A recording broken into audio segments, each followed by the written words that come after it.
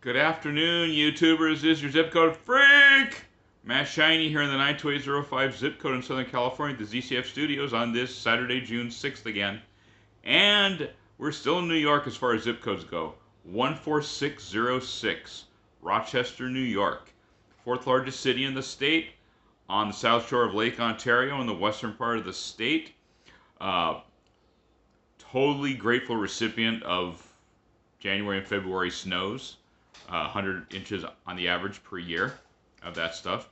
Yay. Depending on where you are, it could be even more in the city.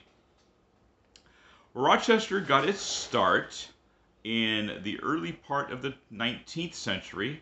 There were Indians and stuff living here before that, but uh, Puritans from New England started coming into the area because of the Genesee River and the valley there with such good soil. They started growing stuff. Started growing wheat, started growing all sorts of other things. In 1811, the city was incorporated with a population of 11, and it started to boom from there. It's also on Lake Ontario and has a number of riverways, and then the railroad came, and so there you go, makings of fun.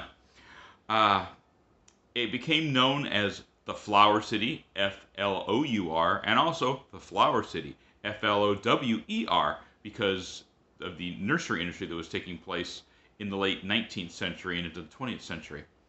Rochester also became known, and still is, for medical infrastructure and also optics and printing. Xerox was founded here in 1906. Bausch and Lomb, I think, before that. Also Kodak, or Eastman Kodak, as it was known at one time, and also a music school bearing the name of the founder of Kodak, Eastman School of Music. I remember this because my piano teacher went here. Was also started here. And there's quite a bit going on in this town. Although what I've read in Blink, per Malcolm Gladwell, he says that Rochester is a perfect place for doing market research for new products because the city is so hidebound in tradition that to get him to change anything would be a monumental task. I don't know. People from Rochester, let me know if that's true or not, or if Malcolm's just talking out of something other than his brain. Anyway, the zip code in question here, Rochester has 23 of them, not counting business and institutional zip codes. I'm talking about demographic zip codes where people live. This one is called the Northwest Quadrant. It's mostly semi-dense, suburban, with a few parks and things and this and that and the other. Quite a presence of Italian Americans. In fact, there's an Italian man's name on one of the memorial parks here, Paul Bianchi Park, in the area. And it's about 9.7 square miles with 25,538 people as of 2024. That's been going down a little bit, 1.9% late over the past 5 years, to where right now they're estimating the population is 24,542.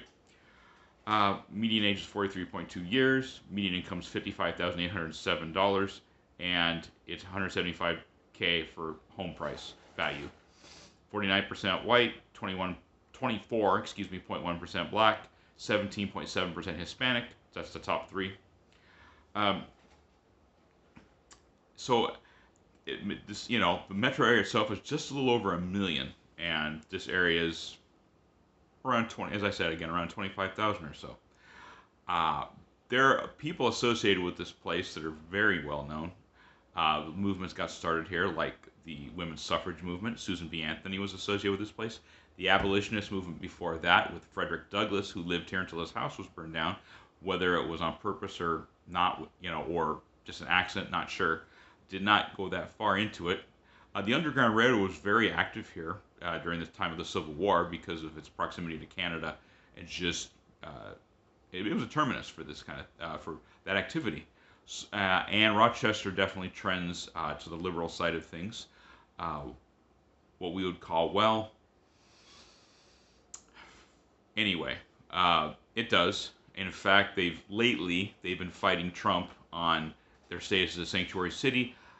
I liked the kind of liberal, so to speak, classical liberal that wants to treat everyone well, even though if they want to use government to do it. This one wants to protect people that really shouldn't be here. I don't really go for that very much. I wish they'd all. I wish we'd make them all citizens. I would overnight, but it's one thing to help people. It's another thing to indulge them and to just keep them underclass forever. And who needs that? Rochester, wake up. Okay? Anyway, if you hit like, leave a comment in the comment section below, or throw digital tomatoes and bananas at me if you don't like what I just said, and it's fine. And we'll see you in the next video.